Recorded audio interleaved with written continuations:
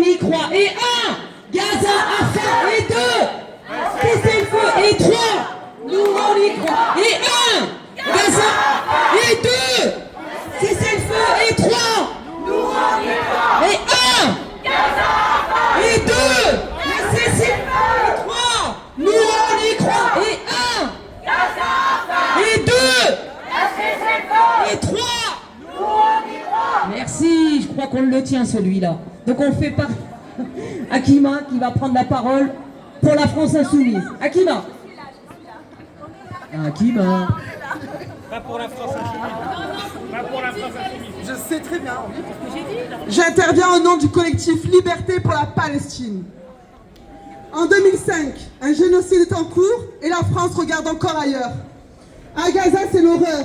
Bombardements, famine, expulsions forcées. Aux dizaines de milliers de personnes mortes sous les bombes. Et les décombres s'ajoutent maintenant à plus de 313 personnes mortes de faim, dont 119 enfants. Depuis 22 mois, Israël parle d'évacuation inévitable de Gaza City. Mais l'ONU alerte. Si l'offensive se poursuit, tout espoir sera perdu.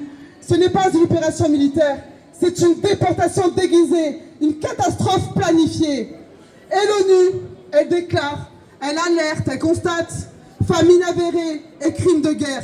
Mais elle ne fait rien, bloquée par le veto des grandes puissances, réduite à des communiqués. Sans suite, l'ONU regarde mourir un peuple. Alerter sans agir, c'est participer au crime. Et pendant ce temps, Macron parle, mais n'agit pas, n'agit toujours pas.